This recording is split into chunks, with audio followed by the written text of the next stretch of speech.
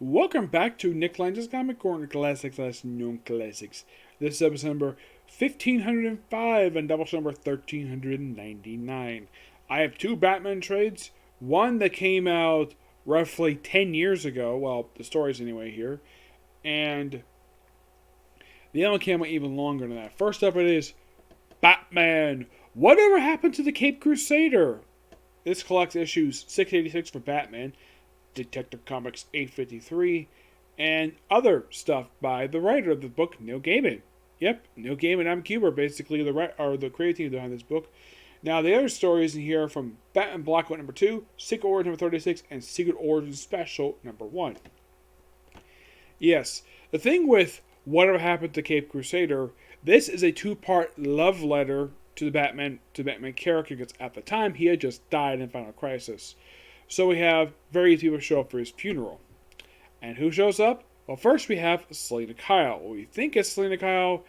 And then we have another Selina Kyle who's from like the 40s for some reason. I'm not sure why this character's even here. We also see appearances by Ra's al Ghul, Man-Bat, Joker, Two-Face. Like, Two-Face this is funny gag in the first issue where, like, pay me 50 cents, I'll watch your car. And like, I think it was Catwoman first. And, like, pay me 50 cents, I'll watch your car. And she's like, car's covered. And then Two-Face shows up. It's like 50 cents. And he's like, well, how do we do better? I'll flip my coin. Clear side, I pay you $1. Other side, I kill you and dump you in the river. Flips it, gives him $1 to watch his car. Yep. And then Joker shows up and, well, easily points out like this is a Joker. He says, I'll pay you $20 to watch my car. But the Joker is like, why would I kill a random guy like you? It would not be funny, which, yes, that is definitely true. And he's one of many other people who give eulogies, like including, I think, Talia. There's mention of Talia doing it too. One I thought was really kind of weird was the John Paul Valley Azrael shows up in here, which, at this point in time, the man had been dead for 7 years. Yes, why would a dead man show up for? Why would a man who's dead shows up for Batman's funeral? That made no freaking sense. But the story itself was really good. It's a great homage. We have various like classic covers appear like in the background in here because it's just such good stuff here. Plus, Catwoman's car, the cat car, yep, which I found to be so hilarious. And you think, wait, is that Batman? Well, kinda, but not really. And look, here's Two-Face's car, and here's Joker's car, which I found to be so hilarious. And apparently also here, I almost forgot to mention, like, here are people who shows up for his funeral. We have, get this, apparently looks like to be Damian, Poison Ivy, Harley Quinn, Renee Montoya, who at this point just became the Question, Harvey Bullock, Mad Hatter, yes, the Mad Hatter. And look, here's apparently Selina Kyle. Well, apparently in the Earth 2 version, even though she's dead. Yeah, she's been dead for some time. And I love the fact that we kind of reference her history with Batman. With her basically in the cat costume with the cat. We have the first Golden Age costume. Don't see the Silver Age one, or the blue one. No, that's not here at all.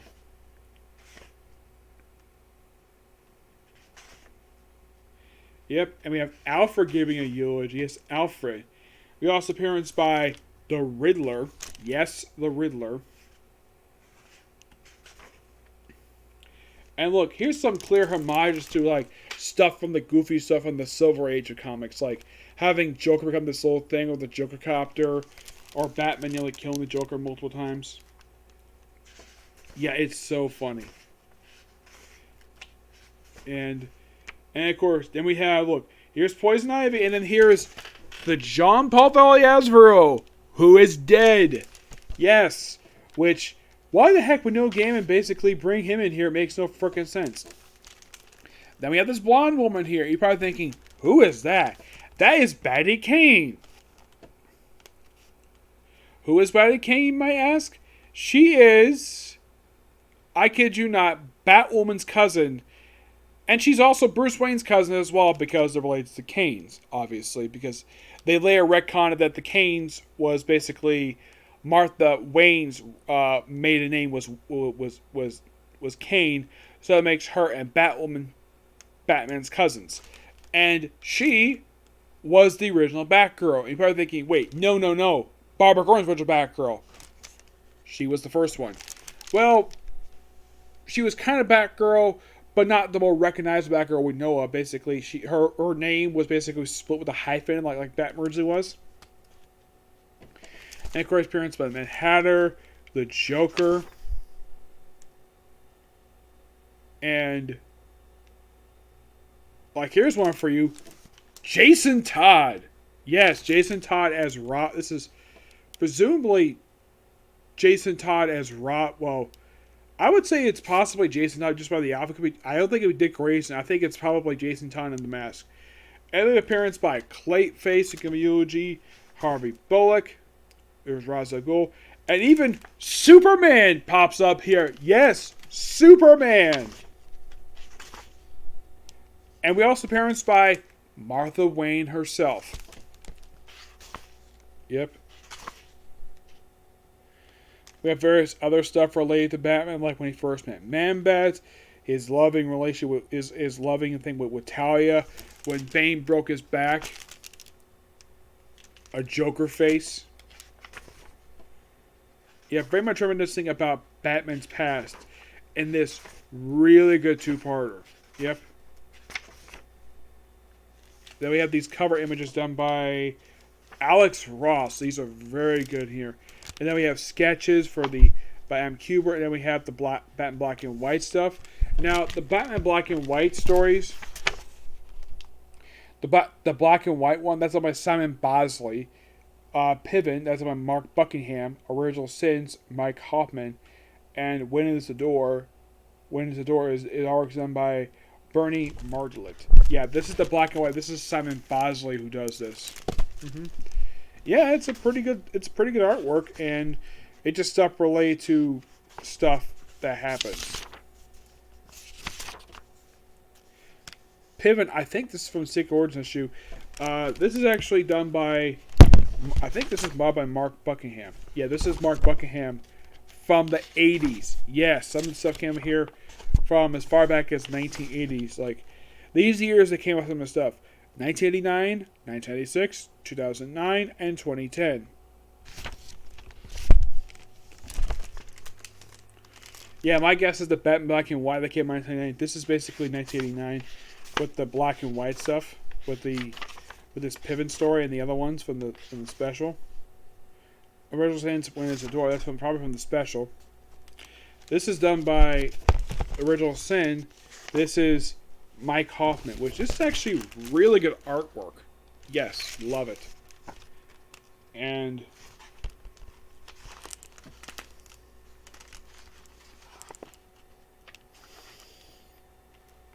yeah, this book is just really good. I'm going to get this book a 10 out of 10 because how thoroughly good it is. Alright, moving on to a different book. This one came out slightly earlier than that. Yeah, this stuff came back in 2006. This is, well, technically a trade is called Batman / Two-Face, the Face. As you have the cover, it's all by James Robertson, art by Lauren Clark and Don Kramer. This is from issues, okay, you're going to love this. Excuse me. Detective Comics 817, 820. And Batman 651, 654. Basically, the main story of this thing is this. We jump ahead 1 year after events of the crisis where Batman's back in Gotham. And we have this mysterious serial killer going around killing C-list villains. The first one he killed off is KG Beast, a character created by Jim Starlin. He's the first one to die. And then we have Magpie, which some of you might be familiar with her due to her appearance on Beware the Batman. Great character she is. Love the outfit too. And of course she's probably like of the 80s. And she did pop up recently in the current continuity, so she's still around. This is why I get to review the version of the character. Who created Magpie? John Byrne. She first showed up in Man of Steel #3, which was the first post-crisis appearance, uh, the first time meeting of, at that point, a Batman and Superman. Yep. And who gets killed next? Why, the ventriloquist. Yep. He becomes the third victim in this case. The fourth victim is Orca. And you're thinking, who the heck is Orca? It's a woman who was mutated to a whale, to a killer whale. And she's a character created by Larry Hama. Now, some regular comic fans does know that name as the guy behind the comic version of G.I. Joe. Yeah, he had a very brief run for Batman. I've read it. It's not very good. Not really.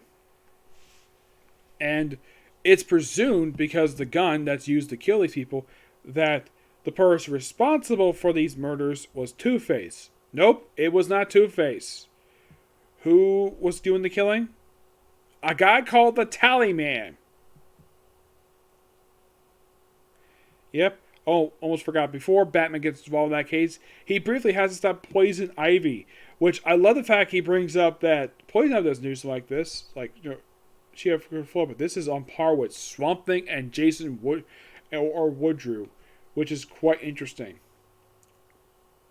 And of course, this story arc here is also the first appearance of Tim Drake in his 1 year later costume. Yep.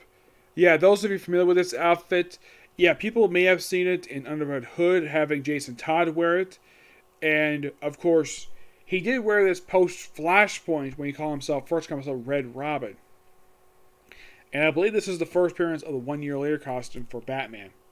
And, of course, they meet up with Officer Harper, which, of course, she is later revealed to be, like, thanks to Batman doing some research, and, of course, apologizing to her for a slight disrespect on his part.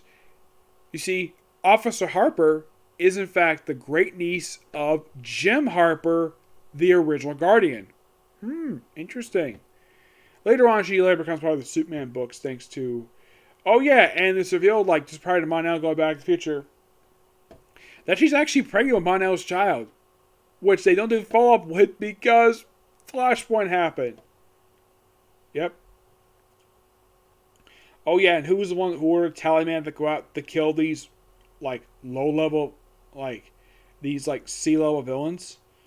Well, it was Great White Shark. Also, we see like a subplot in here of Jason Bard, where he just finished having sex. Yep, he just finished it. Basically, he's investigating this woman's the murder of her husband. It turns out she killed him, and of course, Batman hires him to retain her. Of course, here's the thing: it's pitch black in his apartment. There's a little bit of moonlight, but here's the thing: Bard is standing in front of Batman completely naked, and Batman says nothing about it. And after the woman's taken in for the murder of her husband, and he says, "Let's go, Bard." Batman looks away for a second. Batman disappears, and then he says, "Batman puts the pants on," which is so funny. Yep. Yes. Yeah, and the thing was, here's a fun fact for you. Just prior to Flashpoint, they did introduce a new ventriloquist, a woman.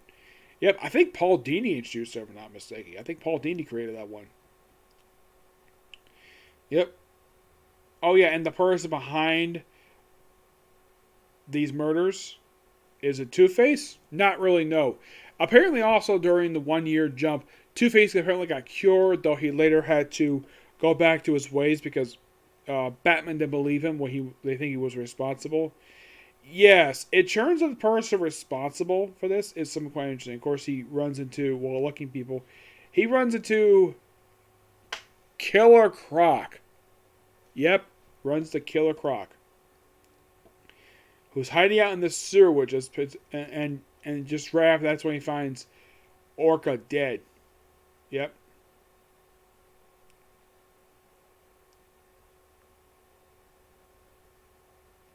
And I love basically Jason Bard's wit with this guy.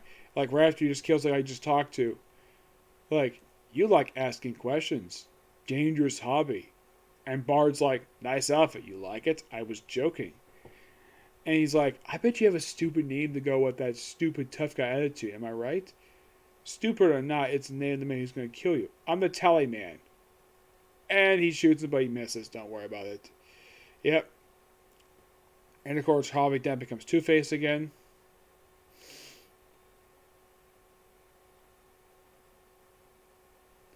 And then we have, apparently, Scarecrow showing up. Yes, the Scarecrow, where he turns, like, he basically makes hallucinations of to the versions from Crisis up to the versions of Batman. And then he runs, and then you have Tim Drake running into Superboy Prime, the man who murdered Connor Kent, because he dare use this call himself Superboy. Yes, Superboy Prime was that petty. That's the reason why he killed him. Yep. Yeah. Then, of course, after they wrap up this case, after they find out that, well, Teleman was that the person behind it was none other than Great White Shark. Yeah, he apparently has become a secret crime boss of Gotham City, despite the fact that post Flashpoint, post Crisis, it was actually Black Mask who did it. Yeah, they later changed with Black Mask. Yep. And there's a hunky dory, and then we have a very interesting thing happen here. A good amount of character development. Well, Bruce Wayne reveals that he's planning to adopt Tim Drake. Yep, he's going to adopt him. Because 2 years prior to this story coming out, Tim Drake's father was murdered by Captain Boomerang. And of course, Two-Face will be waiting for him to get out, and of course, going to kill him. Yeah, this story is fantastic. Now, here's the thing. I'm going to give this book a 10. I think it's a really good story. Fun fact about this, it comes to James Robinson and Batman. Now, the last time he wrote Batman, well, a series with name Batman on it was Batman Starman Hellboy. That was the last official time. He's done a handful of Batman stories over the years. But after this, he wouldn't do a single Batman story again until 2 years ago, just before Peter Tomasi took over Detective Comics. Yeah, he was the writer. He was the second writer after James Tynion left. Because first was Brian Hill, who later did the Batman The Outsiders, and eventually James Robinson took over briefly, and then we have Tomasi, and of course you have the current writer, Marco Tamakagi, I think I pronounced the last name. Yep. But this trade was just really good. Yeah, Face to Face is an excellent story. It's a bit gory, but it's just really good. I do highly recommend checking it out. It is really, really good. Yep. Also, before I go, as we're in these two trades here, I have now officially closed the 600s for Batman. I officially have now reviewed for Batman from, I think it was like from 580 something, I guess. Let's see.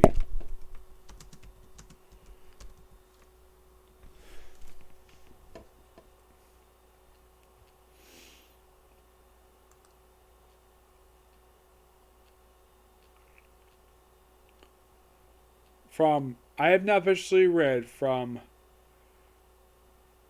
Batman, 582 to 699 and 704 the present. And you're probably thinking, wait, what about 700, 703? That's going to be Time of the Batman. That'll come in the future. Once you read that very book, I would have reviewed everything to come up for the series Batman since 2001. Yes, seriously. I have reviewed that. I would have reviewed that far back. Went through that one trade.